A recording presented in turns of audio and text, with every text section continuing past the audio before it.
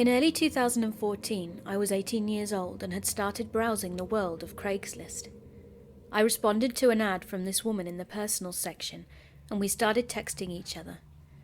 Now, being 18 and unfamiliar with how Craigslist works, I didn't see an issue with meeting up with her at a Red Roof. I also didn't see anything wrong with her asking me for donations. Again, 18 and stupid. I figured donation meant that it was optional, but just to be clear, she never gave me a price, nor did I tell her that I had money for her. So we set up a time to meet. I left my house to head to my GED class as usual, but walked to Red Roof instead. It was pouring with rain and it was warm out, so by the time I got there I was all drenched and sweaty. I knocked on the door to the room. She said she was in and she answered. Her attire should have alerted me, but let's say it again. 18 and stupid. She invited me in and I asked if I could use the shower just quick. She said yes, so I got undressed in the bathroom and hopped into the shower. She started to take off her top, so I said to her, "That's okay, I won't be long." So she walks to the bed and waits for me whilst watching Steve Wilkos. I got out of the shower and wrapped a towel around my waist, and coming out of the bathroom, randy as a dog, I looked at her and asked if she was ready. Sprawled out on the bed, she said, "Donations are due up front." At this point, all the red flags that should have gone off did, as I now realised the situation I was in. My face dropped as I faced the TV and I nervously told her that I didn't have any money. She got up and started screaming at me and threw my clothes and bag at me. I got dressed and actually apologised for wasting her time. I left her room and started heading back to my GED class, but before I was out of the parking lot, a guy in a green punch bug calls me over to him. I tried to ignore him and walk past, until he shouted to get my attention. So I walked up to the driver's side of this guy's car and he started talking to me. He looked really sketchy, so I figured he was the woman's pimp. He was talking to me with his left arm up on his door and his right arm down at his side, holding a fucking pistol. At this point I'm almost certain I'm going to get shot, and he said to me, "So why would you come here knowing you don't have any money?" I explained as calmly as I could that I wasn't aware of the situation, and this guy pulled his arm up a little to show me his gun and said, "I have messages between you and her saying you had money for her." Now, like I said earlier, I never told this woman I had any money, so this guy decided to lower his gun and said to me, "You're lucky you came to one of my girls. Other girls would have stabbed you with a broken crack pipe. I see you're pretty young, so I'll let you off with a warning this time." He then motioned for me to be on my way. But you bet your ass I kept looking back to make sure I wasn't about to be shot from behind. Obviously, I never met up with anybody from Craigslist again. But just the same, Red Roof hooker and her pimp, let's not meet again.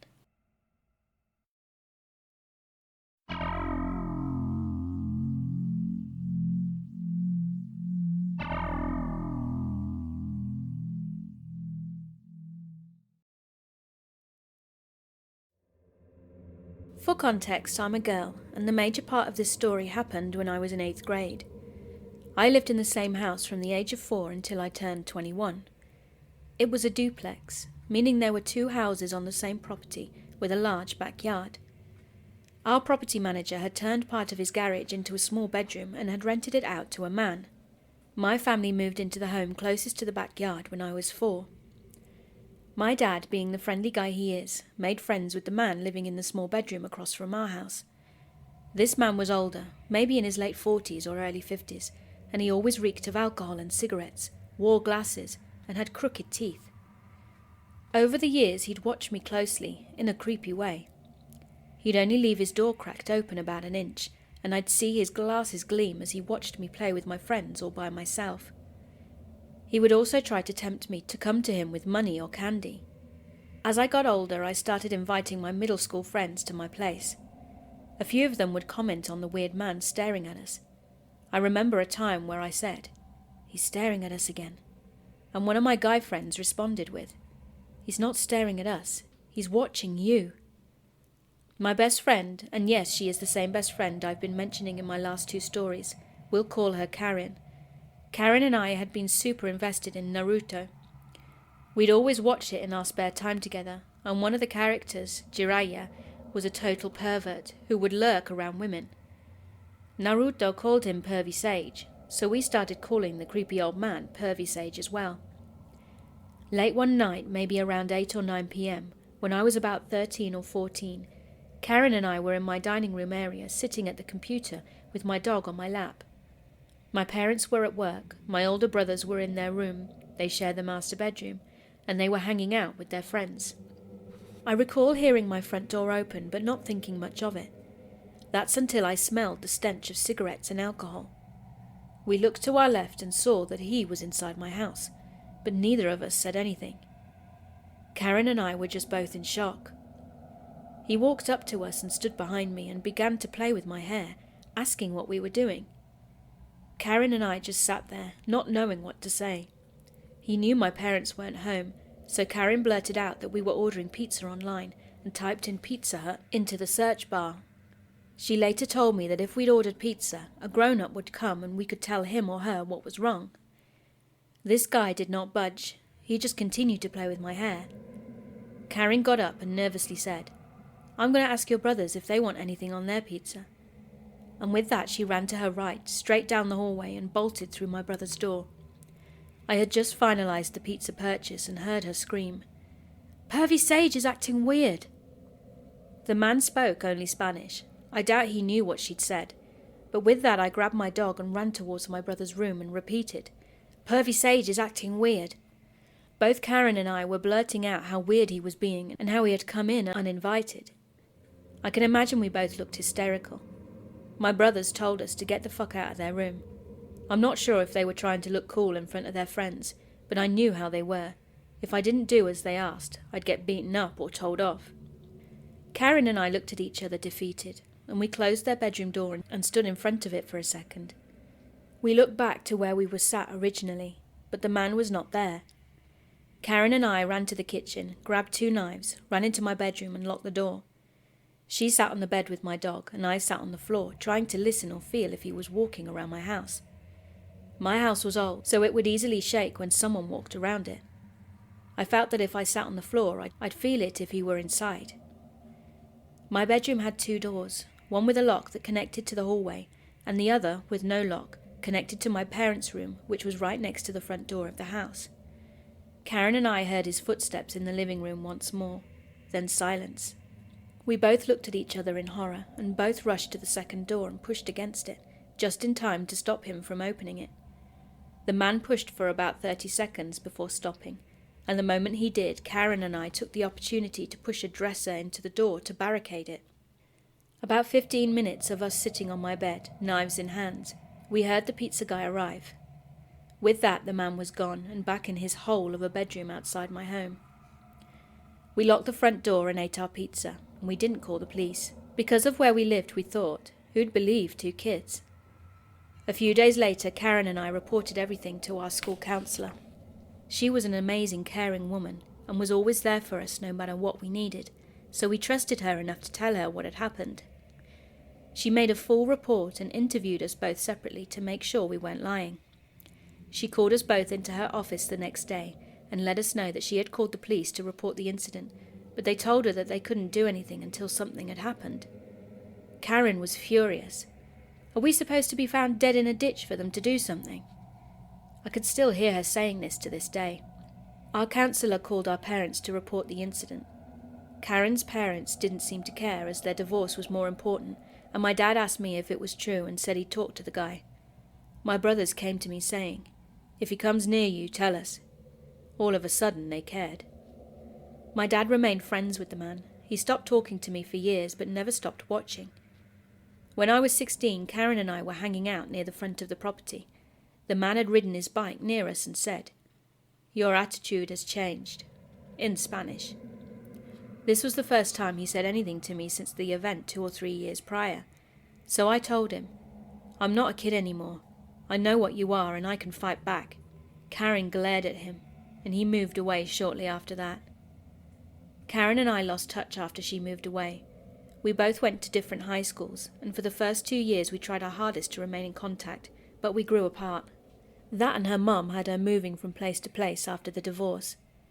I grew up with trust issues around men due to this guy, which is something I'm slowly trying to get over. I'm now 24, and the last time I saw him I was in my dad's car. He was riding his bike down the street, but that was back when I was about 18, and I haven't seen him since.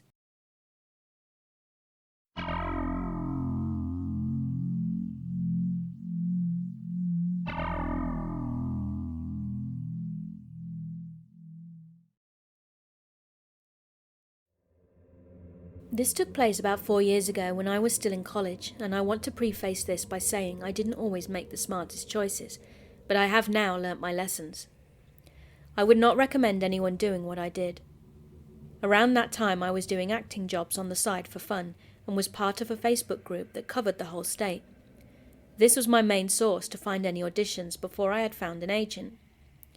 One night I was scrolling through the page and saw there was an audition for this action film. I had never heard of the production company, but that was pretty common, as many college students would also use the page with a made-up production company name. Me, being a person who couldn't resist auditioning for everything, sent the director a message with my headshots, and it took about 30 minutes for him to respond. I would like to note that it was 1 a.m. when I had sent the message. I, being naive, thought this was normal. He asked if he could call me, and I gave him my number.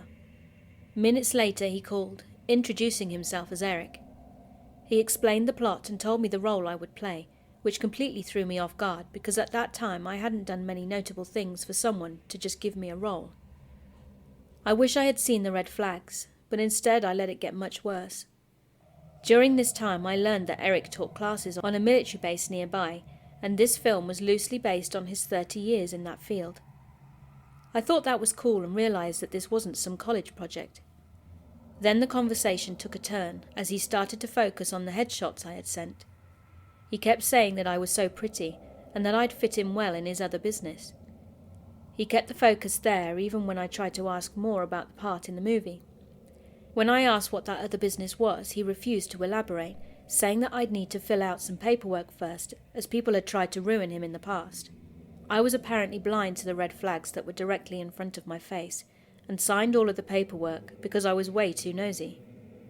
Looking back, those documents probably weren't legal anyway. I sent them back to him and he said I would hear from one of his partners, Karen. He also set up a time to meet later that day around 7 p.m. and had me write down an address. I wasn't from the area, so I didn't know where it was and figured I would just look it up later that day. 10 minutes later I got a call from Karen. She sounded nice and spoke highly of Eric. I expected this since they worked together. She told me she was excited that I was going to join the project and asked if I wanted to know about their other business. I told her yes, and she started talking. So he had the production company that made film and another that made porn. She told me that I would be a great fit and would love to have me on the team. I flat out rejected her offer. She tried to make me budge by telling me that their company was really popular, but I wanted no part in it. A few days after this all happened, I tried looking the company up. It didn't even exist. She kept trying to get my opinion on really disgusting things that I can't mention because it gave me nightmares for a very long time. I could tell Karen was getting pretty frustrated that I wasn't going to break.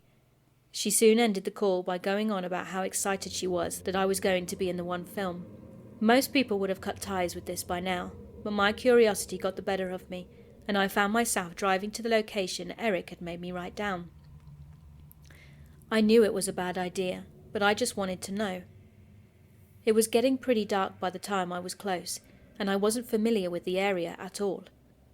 When I finally arrived, I saw this run-down church with a single white truck in the parking lot. Finally, I talked myself out of the situation and turned around. I paused on the street next to the parking lot and quickly texted Eric. I told him that I did not feel comfortable and would not be taking part in his project. Right before I took off, I glanced at the church and saw a figure of a very large man standing in the dark in the lobby. I practically floored it at this point and went straight back to my dorm. When I got back, I had a new message from him saying, "I see you again. Don't be scared." I never heard from him again, but to this day I'm insanely paranoid that he'll find me. I still live in the same town, but I have moved a lot since then. Occasionally I'll get friend requests from people who have his production company in their job description, but I quickly block them. I don't know what would have happened if I had gone into the building that night, or if I had played into Karen's hands, but I'm happy to be here and that's what really matters. So Eric, let's never meet again.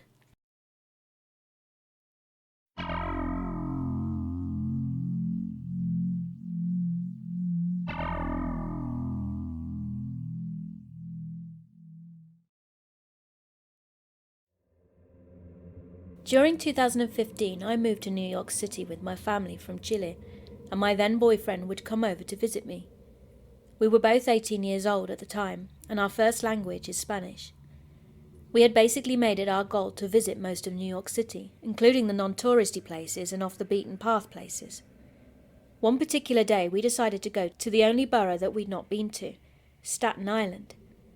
We crossed over on the ferry and hopped on a bus to South Beach at around noon or so. We spent the whole afternoon on the beach chatting, taking pictures and such, and walking along the shore in the direction of the ferry terminal. As it started to get dark, my mum called me and told me to come home as soon as I could, because she was getting worried. Slightly pissed at our fun being over, we decided to wait for a bus because we thought it would take less time than walking. We waited for a really long time until finally one came up and we got on. By this point it was already dark, but the bus seemed alright to me. Normal people were getting on it and going about their business. We were sitting at the front behind the driver on a row of seats, and I was just on my phone looking at Google Maps so as to not miss our stop, and talking to my boyfriend in Spanish.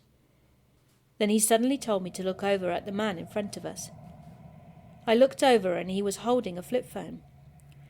At this point I'm really confused because I don't see any problem. I looked up trying to not make it obvious that we were talking about him. Then I saw the dude in front of me. He was looking straight back at me and was sitting with his legs wide open on the opposite row, fiddling with the flip phone between his legs. Staring at me with a really creepy smile on his face, it was as if he knew we were talking about him and I was gonna look up. He knew we were scared. My boyfriend very quietly and in Spanish then said to me that the dude has been texting back and forth on his phone, constantly exchanging looks with another dude sat on the back of the bus, who is also on his phone texting. He said it was weird that someone in this day and age has a flip phone and that it looked like a phone you'd have to throw away later. So I said to him, "Do you think he wants to steal my phone?" Which, by the way, was a shitty $50 LG, but was the only thing of value on us at the time. We weren't carrying any bags or expensive clothes, nothing. Just jeans, hoodies and my phone. My boyfriend didn't even have his phone on him, because he didn't have data in America. My boyfriend responds, "No, that's not what he wants. He's been staring at you this whole time, texting and exchanging glances with the man at the back, and looking at me and smirking. He knows I know he's looking at you. Also, look at the guy sitting to your right. He was sitting at the back next to the second dude, but now he's changed seats only a few minutes ago, and he's right next to you." At this point I'd been staring at the ground while he quietly said all of this to me. Then I looked up ever so slightly, and to my surprise there is now a third dude sitting right next to me. I was on the end of the row of seats, and he was sitting on the first pair of seats that are perpendicular to the row. I started looking at all three dudes, and each time I made eye contact with them, as if they'd been expecting, or were at the very least minding what I was doing. My boyfriend told me that all three men had been exchanging glances, and the one sitting perpendicular to me just switched seats from the back to be closer, and the guy in front of us seemed the most intimidating because he kept smirking and seemed to be the one in charge. I agreed that he'd got a sort of alpha attitude, if you will. So we've been sat uncomfortably for about half a minute thinking something is about to go down.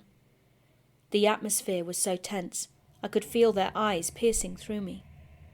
By this point it was clear all three of them were in on it, but it was already dark out, and buses were clearly not very frequent.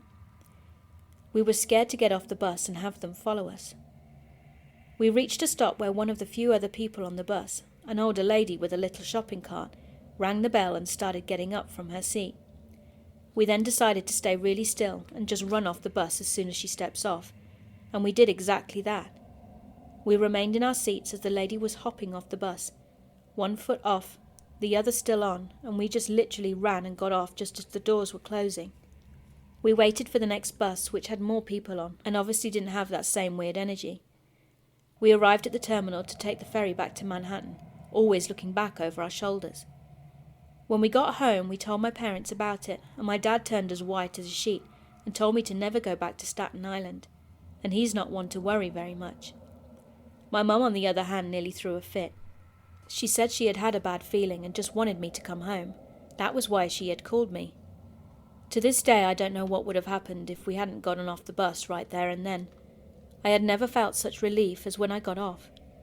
It's really scary to think about, but I genuinely think, and my boyfriend agrees, that because of the way they stared at me and looked at him as if to mock him, it was probably something much more serious than a robbery.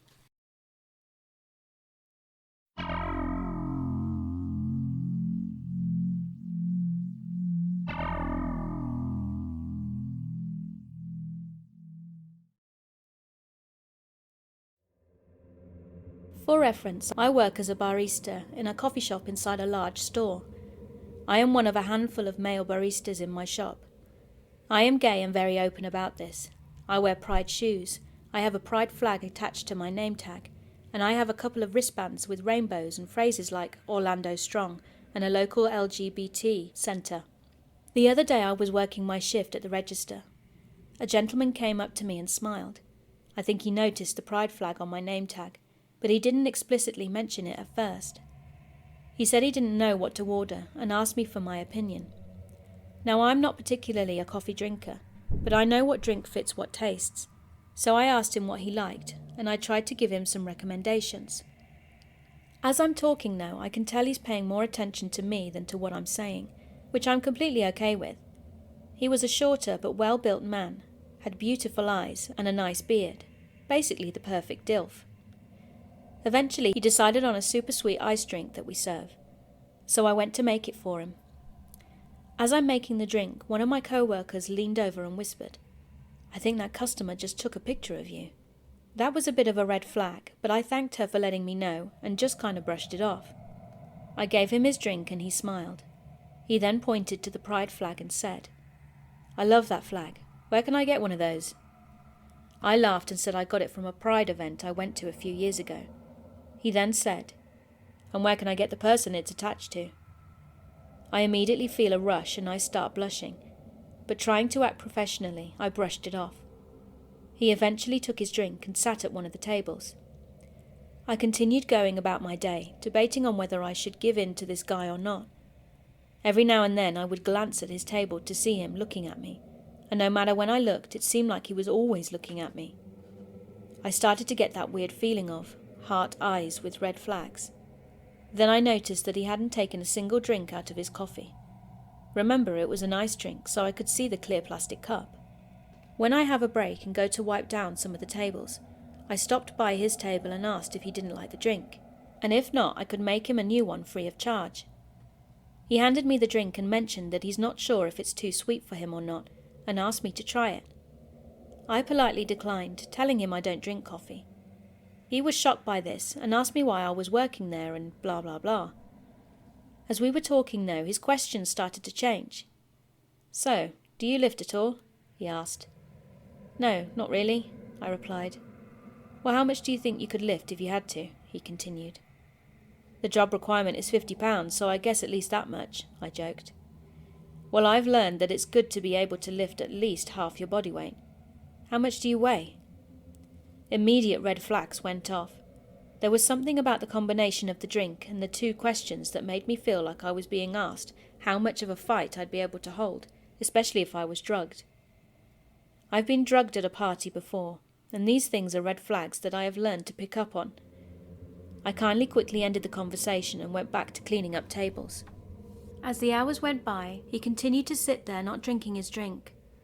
Other employees and a couple of managers asked him if everything was okay, and he said that he was perfectly happy.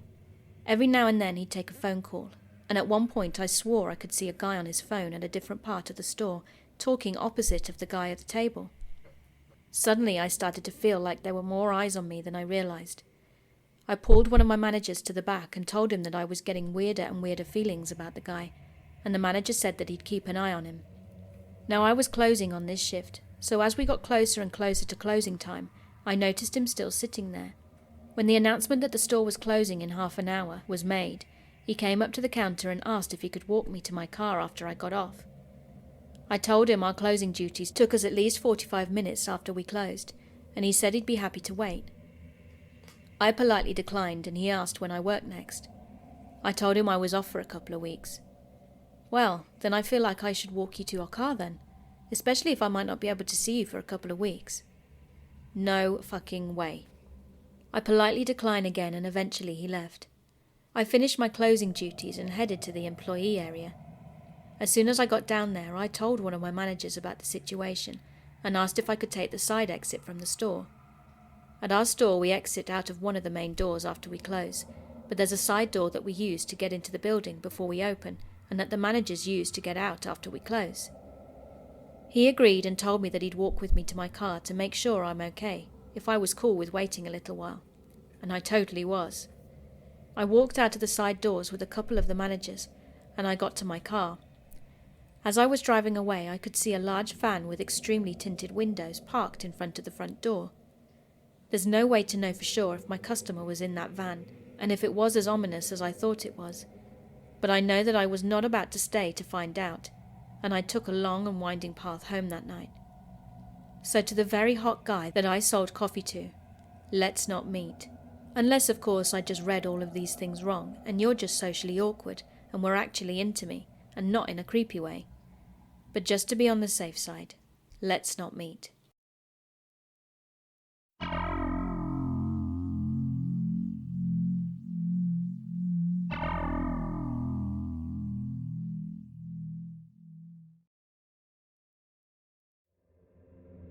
So to start, I'm a transgender woman.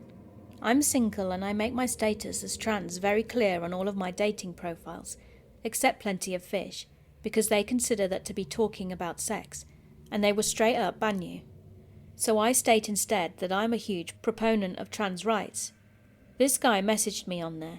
He lived about an hour away and was kinda cute in a mildly creepy way. Like, something seemed a little off about him, but people can't help how they look, so I gave him a chance, just like I would want.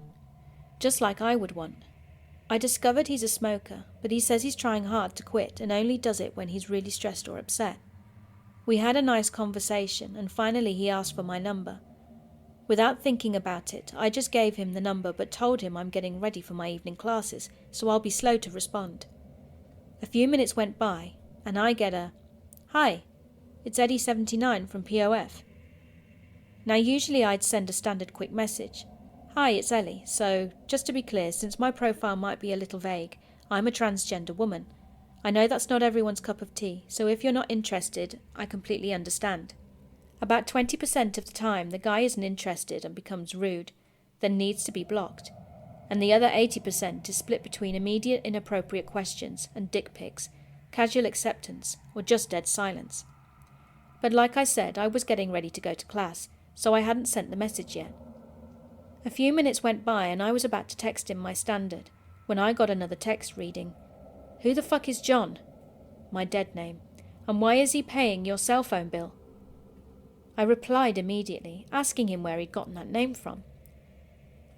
"Answer the question, who is he?" I'm honestly just stunned at this point, but soon realised he must have paid one of those shady websites that offer personal info out for a fee. "Well, if you must know, I'm transgender, and that used to be my name. I was about to tell you when you pulled that stunt. Please do us both a favour and lose my number. That's incredibly invasive, and I don't want to talk to you anymore." He then went to ask me if I still lived at the address that he'd written out, and that he was coming to see me so we could talk about it in person. "No, I moved a few months ago, and I'm getting ready to head out like I said earlier. You need to leave me alone. Don't contact me again." He replies with, "Since you have something to hide, I'm going to run a full background check on you.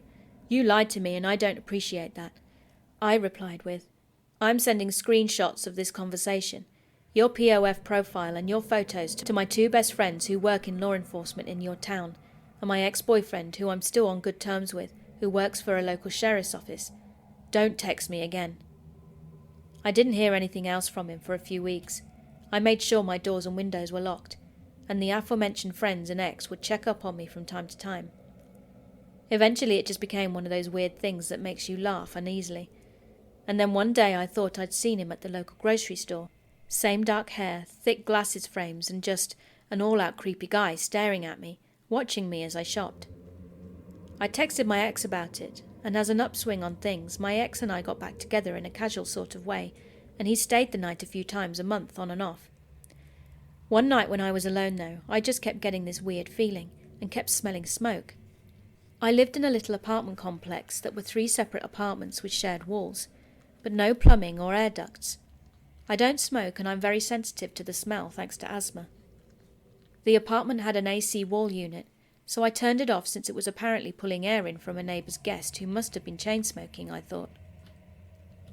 I had an ASL video due the next morning, so I was up all night practicing and recording the video, signing the same story over and over again, until it was almost a dance rather than narration.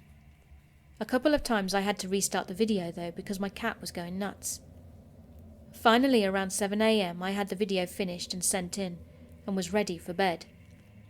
So I double-checked all the doors and windows were locked, set an alarm and went to sleep. I woke up and got ready for school, but was running a bit late so I had to hurry out the door. On the way out I noticed something weird but didn't have time to stop and register it. Classes went smoothly and I got an A on my ASL video. I stopped for groceries on my way home from class, and as I arrived home I now saw what had been bugging me. Each apartment had a small garden on each side of the porch. Mine was nothing but gravel and pavers that the previous tenant had put in, but it was tidy except for a pile of cigarette butts that looked like someone had dumped their car ashtray in my garden. There was no other trash, just that pile, right in front of my bedroom window. I didn't think anything of it at first, and just got a broom and dustpan and swept it up. As I'm doing it though, my neighbour, an old man, came out and asked me if my boyfriend ever got a hold of me. I asked him what he meant, and he told me there was a young man waiting for me on my front porch, on and off, for a few hours last night, and that he'd seen the guy around before, and thought he was my boyfriend. I asked what he looked like, and he said he had dark hair, wore thick glasses, and was chain smoking.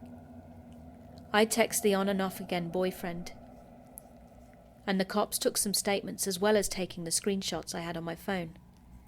I moved out of state a few weeks later for unrelated reasons, and have legally changed my name since, with closed records. I don't give guys my number anymore, and ladies and my fellow queer family, use a texting app until you get to know someone, because for $5 creeps can get everything from your number.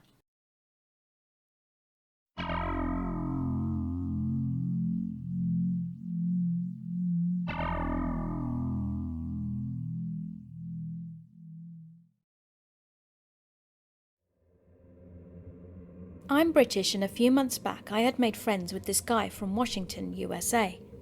He started getting weird with me though, and would demand selfies from me, but if I didn't send any, he'd just ask and ask and ask.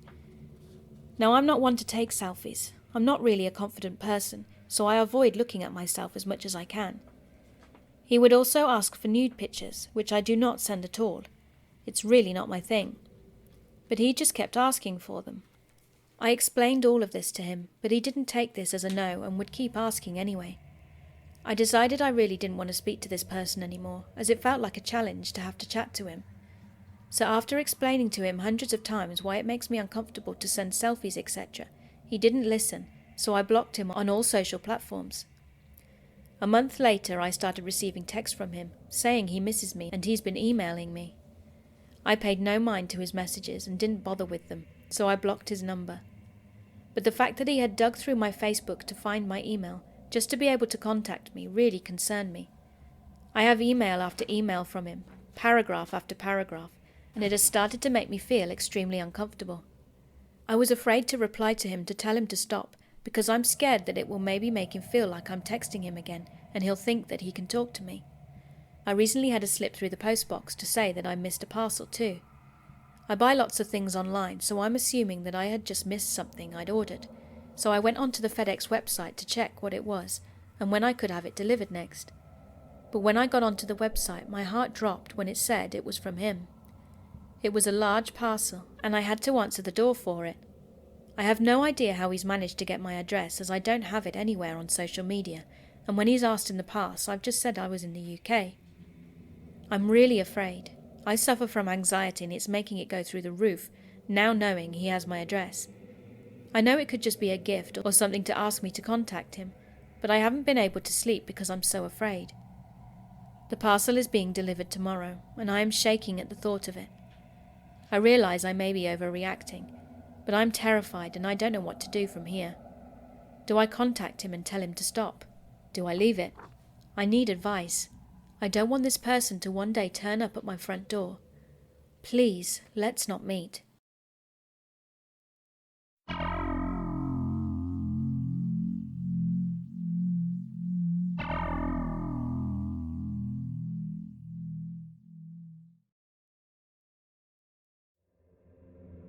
A week after my run-in with that guy that just wanted to help me, my apartment almost got broken into. I work a 4 a.m. shift, 5 days a week, and when I get home I normally take a nap and get some housework done, or in all honesty I don't do shit when I get home.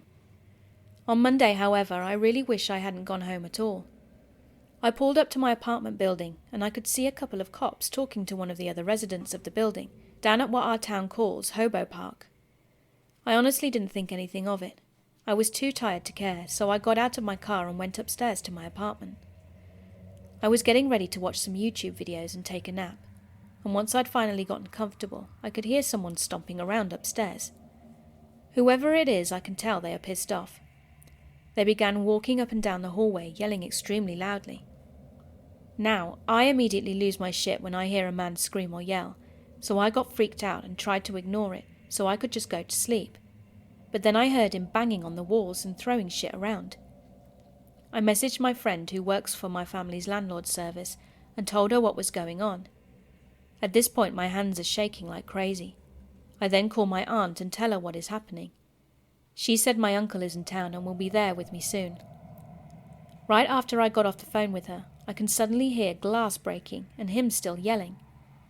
No words, just screaming. That's it. I decided that he was definitely on something, so I dialed 911 just in case whatever this was got worse, and it did. Soon after, I then heard him walking over to my door. Now this guy knows I'm home. Also, we used to be friends years ago, and we worked together, and when things got hard in his life, I let him stay at my house when I was living with my roommate. There has been a lot of bad history with him regarding my friends and myself, and I was terrified of this guy. Once he got to my door, he slammed his fists against it 2 or 3 times, and I'm going to tell you now, I'm a fat ass and it takes my body a while to get any energy after working for 12 hours, but I flew off my couch and ran into the bathroom and locked it. I hid in my bathtub and called the cops.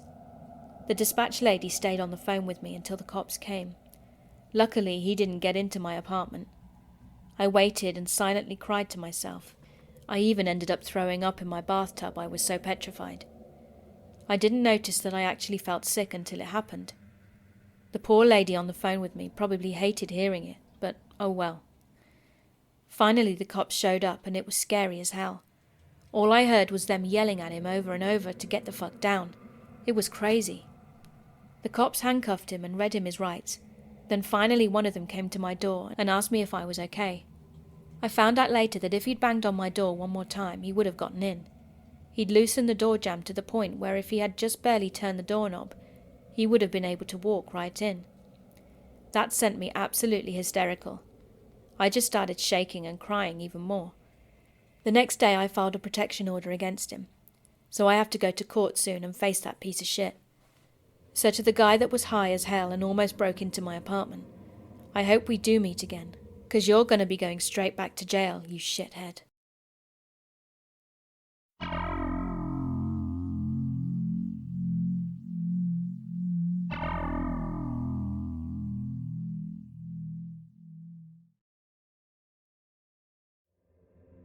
This mess is still going on. Please read it in full before giving any comments on telling us to call the police, as we already have. This all started on July 31st, 2018. I woke up to a load of messages reading, "I'm going to fucking kill you," with my address underneath. My friends were also texting me telling me the same thing had happened to them. My friend Harry said that whoever it was had left him a voicemail with, as he described, retarded noises. Nobody else had gotten any voicemails other than him, yet. My friend Logan called the non-emergency police number and reported it to them. While I was keeping quiet, another friend, Travis, was accusing me of doing it. I was asleep when he'd gotten his messages, so it definitely wasn't me. We all thought it was Travis because he was throwing wild accusations at everyone. Logan at the time was quite young, so his parents were dealing with it. Logan got a new number, and as we were online friends, Logan was barred from texting us. But this strange person just kept on texting us and had found Logan's new number too. He hadn't given it out to anybody. It was beyond weird, as only his parents knew his number. We went about our lives, blocking the numbers and messages as they were coming in, but they didn't stop. Logan's parents forgot about us, and Logan started texting us again. He told us about this app called Text Now. We could find out where these numbers were coming from. The guy started calling us using *67 next, and we just kept ignoring him. By October, I had basically forgotten all about it, but Logan started getting texts along the lines of, "Hey buddy, Hero told me that you were at Six Flags," and he was at Six Flags when he got the text. It was the weirdest shit ever, and the police had no idea what to do. It was now January the 17th, 2019, the next time this occurred. Logan's birthday, where he got a brand new iPhone XR, he received a message. "Hey, it's Ralph, wanna get a coffee?" Spammed over and over again with different numbers, frequently mentioning his birthday and his iPhone XR. I started to get the exact same shit, and being the tech nerd I am, I called up Logan's provider, AT&T, and tried to get some information on this freak. Nothing could be found though. Then I tried my provider at the time, Sprint. They were useless, as Sprint always is. These messages kept going on until something really terrifying happened. This guy was calling Logan and his classmates, claiming he was going to shoot up a school. This was so messed up, and everything went from what was a stupid troll to someone threatening to open fire on the school. The police were trying to deal with this, but I'm not sure how the police didn't figure out who this was. They just didn't know. This asshole kept sending us pictures of pigs and dildos, claiming he was going to kill us. It was an absolute mess. He seemed to have taken a break, but by July the 31st, 2019, he was back at it again. Like 1 year of bullshit wasn't enough. Finally, though, he stopped until December. He kept spamming all of us. My friend Travis stopped believing it was me after a while, and we all just sort of figured out that it was just some creepy motherfucker who wanted us gone or dead for some reason. We figured it was probably someone we knew, until it finally came out in February 2020.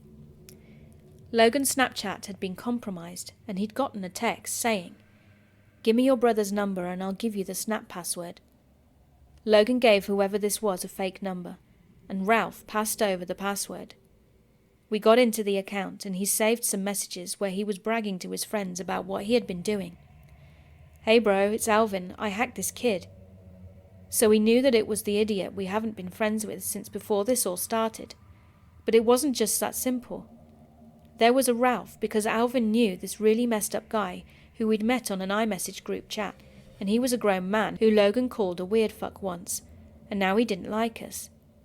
He apparently works at Papa John's, so we tried getting him fired after he came to Logan's house twice in his work uniform, acting like a pizza delivery guy. Since then, nothing else has happened. The IP of the Snapchat account also led to Alvin's area and another random area. So Alvin and Ralph, let's not meet.